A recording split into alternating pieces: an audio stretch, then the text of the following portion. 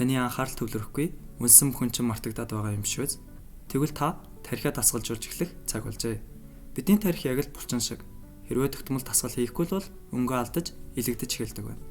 Өнөө үед бидний тархи хязгаарч байгаагүй олон төрлийн мэдээллийг боловсруулах шаардлагатай болсон бөгөөд судалгаагаар орчин үеийн хүмүүс өдөрт дунджаар 5,000-аас илүү мэдээлэл боловсруулдаг гэдгийг тогтоосон байна. Тэгвэл танд зөв аргаар тархи амраах оюун ухааны фитнесийн 5 аргыг хүргэе. 1-р төвлөрсөн уншлагын арга. Та бүр ердөө 10 минут уцаа унтраагаад чимээгүй орчинд ном уншаарай. Энэ шийдвэр гаргалт болон бидний төвлөрлийг хариуцдаг префронтал кортексийг идэвхжүүлдэг байна.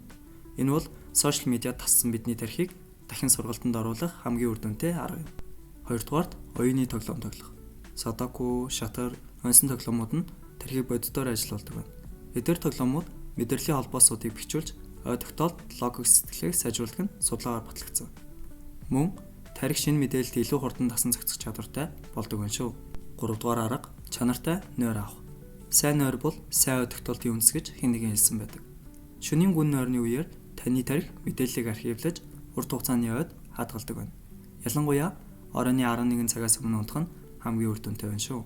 4-р арга хооллолт. Тархины төлшөөл зөв хооллолт юм.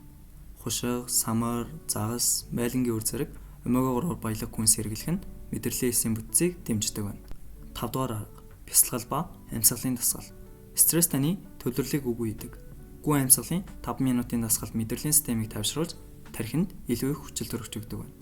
Бясалгал хийдэг хүмүүс анхаарал төвлөрөл сайтай байдаг нь судалгаагаар нотлогдсон байна шүү. Оюуны фитнес хийхэд спорт зал хэрэггүй учраас эдгээр 5 аргыг маргааш нас эхлээд туршаад үзээрэй. Яг л бид ходоод руугаа орохоо багасгаж бие эрүүлжүүлдэг шиг тархиа чинь мэд хэрэгтэй мэдээллээр хооллож эрүүлжүүлээрэй. Таалагдсан бол лайктарч дараагийн контентоо алдахгүй байхын тулд subscribe хийгээрэй. Баярлалаа. Баяртай.